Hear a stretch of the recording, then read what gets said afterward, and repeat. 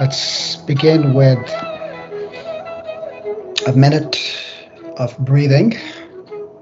Sit back, relax. Let's bring our attention, our awareness to the breathing that's going on. And in this moment, let's just acknowledge however we are breathing, feeling. Let's give it a label, perhaps shallow, deeper, somewhere in the middle. If there's any pain, tension, just name where that is. If there's a color that's coming up for you today, an image, a thought, just acknowledge that.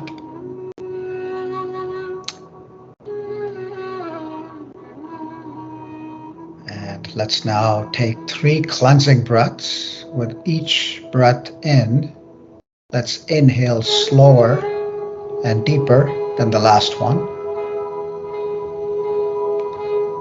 And after the little pause, let's exhale and let go a little more than the last time.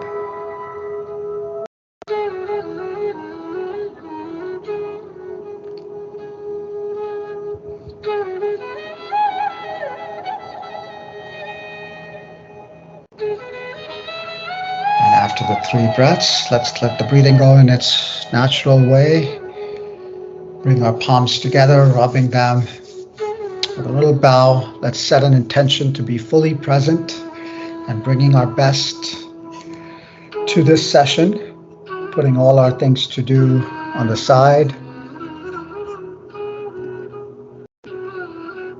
and opening our eyes. Welcome. So this is week 2 of our resilience series, and today we will start focusing on the captain's attention to the weather or the events or what happens in life. So a little recap from last week. If you were here or if you're joining us for the first time, we talked about 3 things: the sailboat, the captain, and the lighthouse. So each one of us is the captain of our ships, our sailboats, of our lives, and everything that happens. And the sailboat represents our life. And the lighthouse is a metaphor for things that help us along the way. Just like in this graphic, just like it can be a podcast, it can be a video, it can be a book, it can be this course or a friend or a family member that comes along and helps you. And this morning we had Debbie join us and give us her personal reflection of what she got from that session. And she shared that her favorite quote is, "Don't wait for the ship to come in, swim out to it." So taking that more proactive approach, and further for the captain, that trusting the inner guide. We all have that inside of us. If we can simply connect and see it as the compass from the sailboat, use it as a life direction, right? We have the control, we have choices. Always remember that your present situations is not your final destination. The best is yet to come. And lastly, from the lighthouse, you use the word light, positive light, that there's always light. If we're only brave enough to see it, if we're only brave enough to use it or go back to it. So continuing on that, one of the questions that I had asked last time was, what is the current status of your sailboat? How do you describe your current journey, whatever you may be today? And when we went back, and hopefully you connected with that, similar to whatever is happening in your lives now, you likely dealt with it in the past and you got through it. And in the same way, we can, again, get through whatever may be happening today. So today we'll take it next few steps. And what you see here on the right is, what happens around the sailboat. And our focus today will be on the first one, which represents the weather, which we can think of as events in our lives.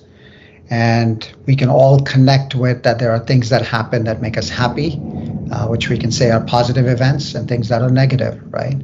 And if we put them in a dial of, minor to major, in terms of positive events, when we get a nice email or a compliment from someone, right, it makes us feel good. It's positive.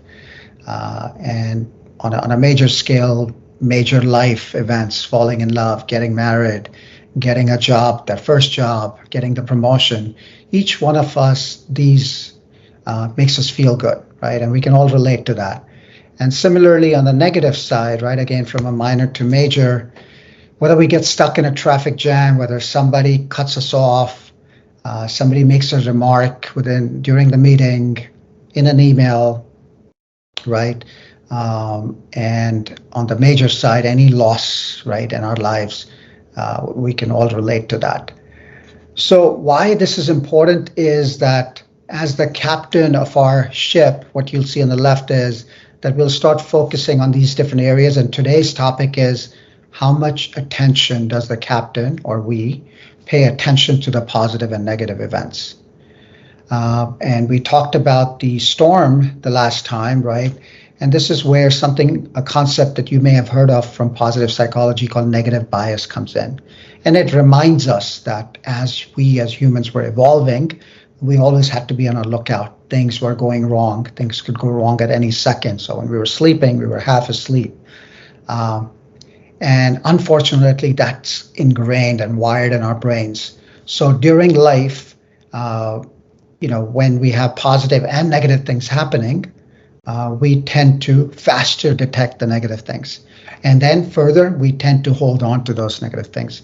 So I'd like you to imagine or remember the time that you got feedback, whether it was a presentation, whether it was an yearly review, whether it was your family member, your spouse, telling you how you did.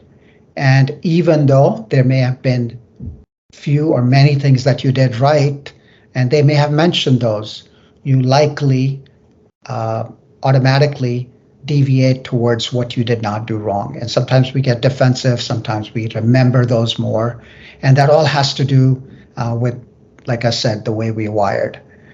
And similarly with our metaphor, the way we can relate to that is that even if we have passed whatever the difficult circumstances are, and it's a sunny, bright day, and there are clouds or not clouds, let's say there is a dark cloud out there, right? And it may be far, far away. It may not even be there. It may just be in our imagination. But a captain of who has the negativity bias is likely focusing their energy on that, or is thinking about that, right? It's again like, what could go wrong? What will happen tomorrow? Will I have a job? What will happen, and so forth. And the big reason why we're talking about this today also is that what positive psychology has found is that the people who are resilient, people who are able to easily bounce back, they tend to, instead of focusing on the black clouds during the storm or after the storm, after the events, they tend to look on the brighter side. And this is a trait that we all can learn, we all can get better, and we may likely have it because we have passed through many things in our lives. And it's just a matter of us reminding to do so. And I have mentioned earlier, gratitude has been one of the most effective positive psychology techniques. Another one that you may have heard of is called the 3 good things. And it's a very simple exercise. And again, it's been proven in studies and literature that it works tremendously. And all it is you don't have to overdo it. For a week, each night before you go to sleep, just think of 3 good things that happened today. Write them down if you can, if you're a journal person. If not, simply think about them. Reflect on what happened, why they happened, who was there, and you will likely see that your body will calm down. You will have a better night's sleep. You may go and hug a family member. You'll appreciate what you have that day. There's a wonderful, very short video. I'll share the link later on that explains some of this. And one thing I wanted to call out here, interestingly, I found this ratio to 3 to 1 was that even in work settings, we likely tend to, again, deviate towards what is going wrong or what somebody said. And it's found that for each negative thing, we likely need to remember 3 things to sort of overcome it or counter it, right? And remind ourselves. And in a family, it goes to 5 to 1. So please take time to do this exercise at night.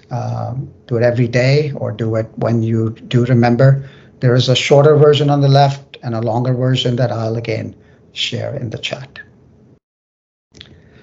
All right, so I have some quotes for us today as I was thinking about.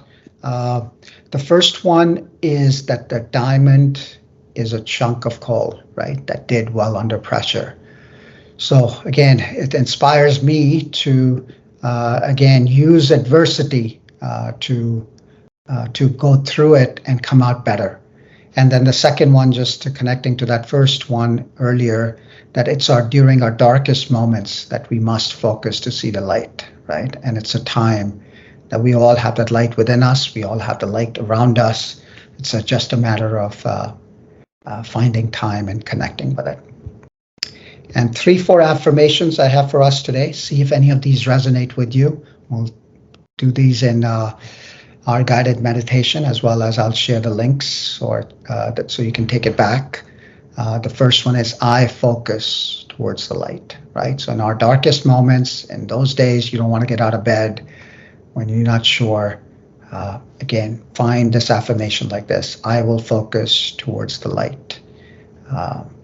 Second one is I choose to move forward. So resilient people, regardless of what is happening around us, they choose to move forward, right? And the third one is I will focus, or I am focusing on what to do next. Interestingly, one example that many of you may know that I am spending a lot of time in artificial intelligence these days. And the positive psychology mentioned that one thing likely the robots can do, at least for nearable future, is the emotions. So emotions is what makes us different. It makes us better, right? The question is, how can we use these emotions to our advantage over the AI? And one way we can do that is by managing it, right? Having that human interaction, human judgment, the ability to see it, but then say, yes, let's put that on the side and let's do next. All right, so with that, let's do some stretching. Let's find a nice standing posture.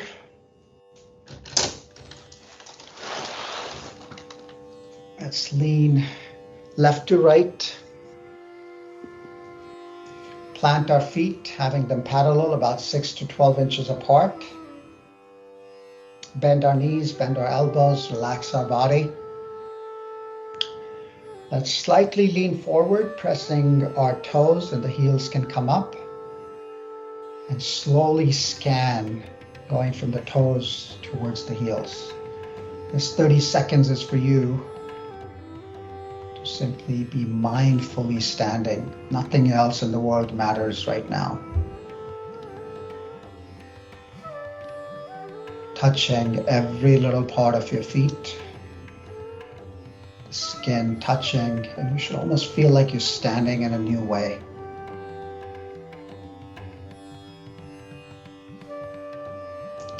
Number 2, put one palm in front of your belly, one in your lower back. Imagine something is pulling your head up.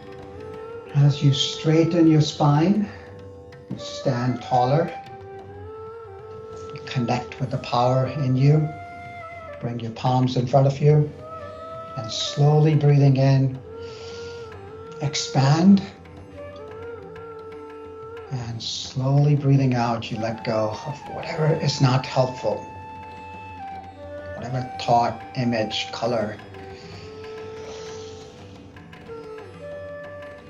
And make it your own stretch. Do it in your own way. And see if for the third one, you can bring a little smile on your face. Force it if you have to. Connect with gratitude that you're alive, the organs are working, You have a healthy body. You're able to stretch. You have time. Let's do some tapping, flat palm or a fist, starting from our fingers, up our arms, shoulders, waking up the body, getting the energy to move, releasing any tension, any blockages, doing less, more, skipping, whatever feels right in your body.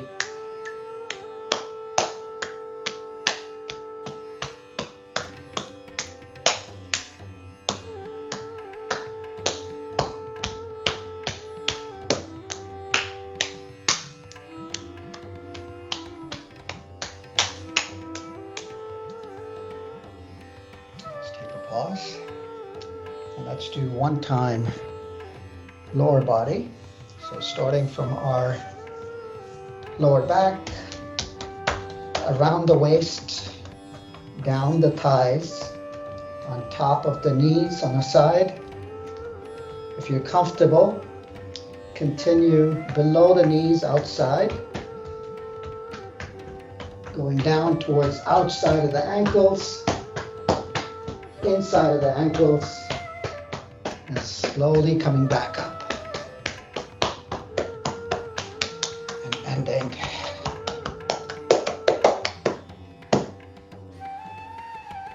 And lastly, let's kind of shake it off. So arms up and down, kind of shaking it off. If you want to do a little extra, breathing in and letting go.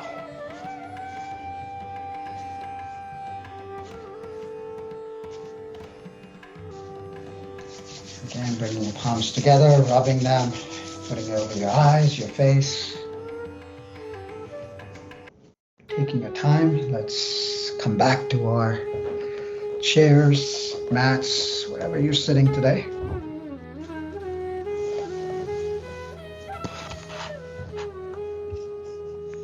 Let's take time to settle.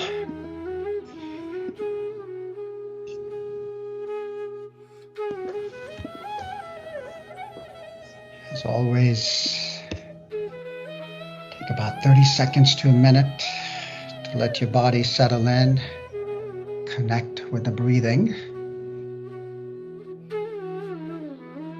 See if you can notice, if you did the stretches and tapping, are your lungs breathing rapidly? Is your heart beating faster?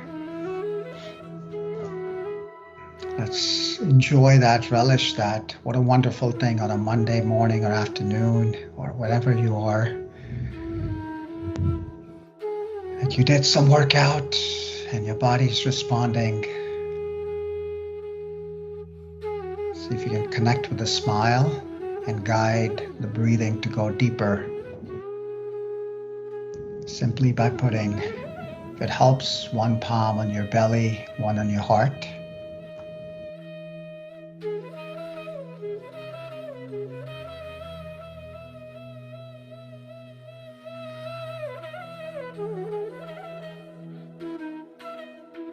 And when you feel settled, simply be comfortable, putting palms wherever it feels right.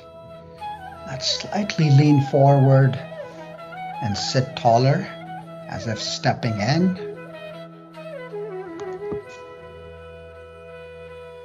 And let's continue as the captain of our ship. Let's see what comes up as you ask this question. What is happening around me in my life? What is the weather? Is it a cloudy, sunny day? Or are there some storms or black clouds? It could be today, it could be this weekend, a week, month ago. See what comes up. An image, a color, a memory of thoughts. Without getting caught up in the story, simply see the thoughts, colors, images, acknowledge them and give them a label. And whatever difficult time, if it is, that is now, or if you've been passed through it, see if you can connect with these quotes. It is during our darkest moments that we must focus to see the light.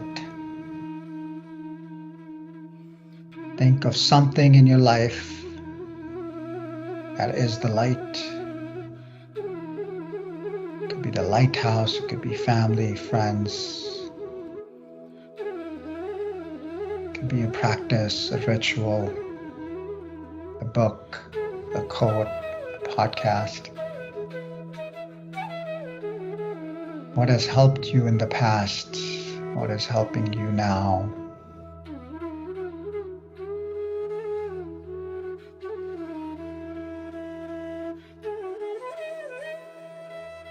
And if the mind wanders, which it will sometimes, many times with thoughts, the idea is not to stop the thoughts, but at any given time, there can only be one thought, a thought of worry, being overwhelmed, anxiety, stress. Or you can pick affirmations like I focus towards the light. So repeating it again and again, this or any words that resonate with you. I focus towards the light. I am resilient. I'm ready to bounce back. I choose to move forward. I choose to move forward.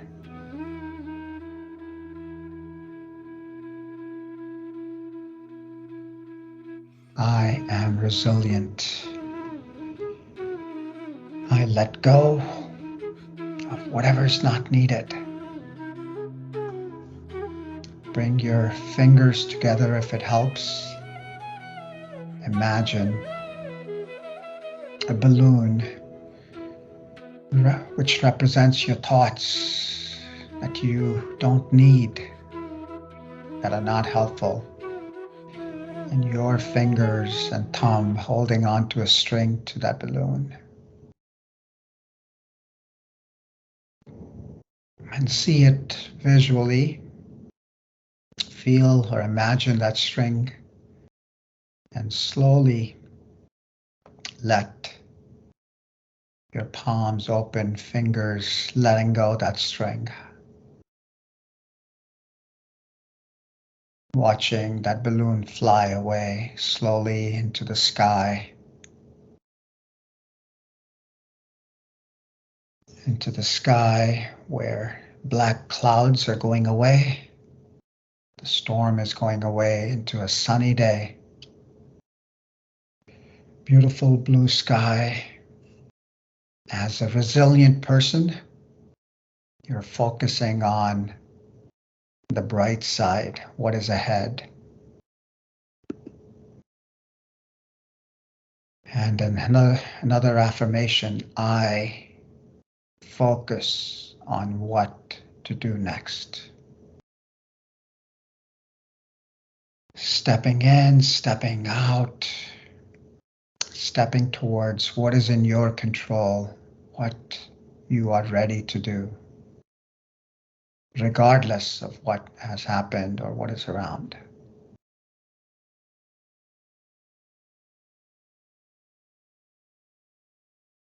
In your own words, repeat any quote or affirmation.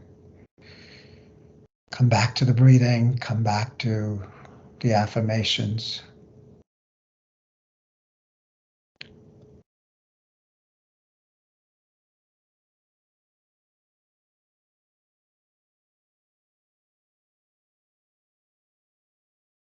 Slowly, when you're ready, moving your fingers,